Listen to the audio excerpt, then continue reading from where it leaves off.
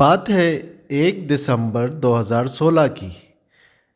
नई दिल्ली के एक 5 सितारा होटल में पार्टी चल रही है। वहाँ एग्रीकल्चर मिनिस्टर, कृषि मंत्री भी मौजूद हैं। वो कहते हैं कि भारत के इतिहास का यह एक महान क्षण है, और हो भी क्यों ना, क्योंकि ये जो पार्टी हो रही है ये 50वीं सालगिरह है एक अनाज के ऐसे पौधे की जिसने भारत देश के अनाज के गोदामों को भर दिया, साथ ही साथ देश के इंसानों के पेटों को भी भर दिया और किसान की पॉकेट को भी भर दिया।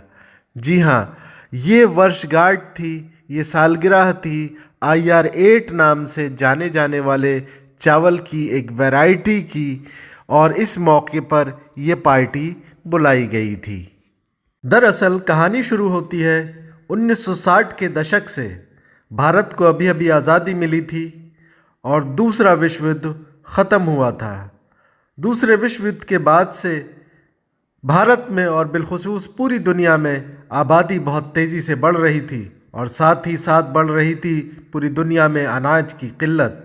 बंगाल की भुखमरी पहले ही भारत में 20-30 लाख लोगों को निगल चुकी थी।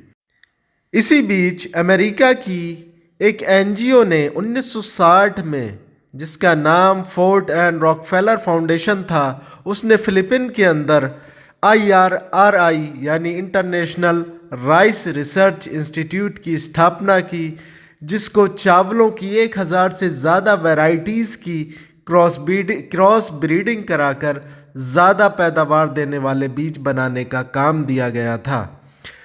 उनको यकीन था कि वो अलग अलग तरीके के बीजों की क्रॉस ब्रीडिंग कराकर एक ऐसी प्रजाति, एक ऐसी किस्म चावल की तैयार कर सकते हैं जो ज़्यादा पैदावार दे सके।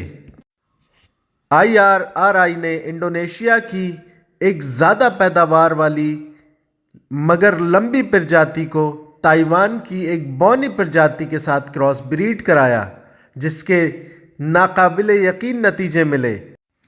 नई वैरायटी का नाम था IR8, और IR8 को भारत में सबसे पहले लगाने वाले किसान बने सुब्बा राव, जो आंध्र प्रदेश के एक छोटे गांव से थे। सुब्बा राव बताते हैं कि उस ज़माने में 1 हेक्टेयर में 1000 किलो से लेकर 1500 किलो चावल पैदा हो पाता था, मगर IR8 ने सारे रिकॉर्ड तोड़ दिए। पैदावार दोगुनी से भी ज़्यादा हुई, कहीं कहीं सही हालात में 10 गुना तक पैदावार हुई, यानी कि वो 1 हेक्टेयर की ज़मीन के रकबे में 1000 किलो के बजाय 10,000 किलो अनाज पैदा हुआ। अगले ही साल IR8 के बीज को सुब्बा राव के गांव से इकट्ठा कर पूरे देश में बांट दिया गया।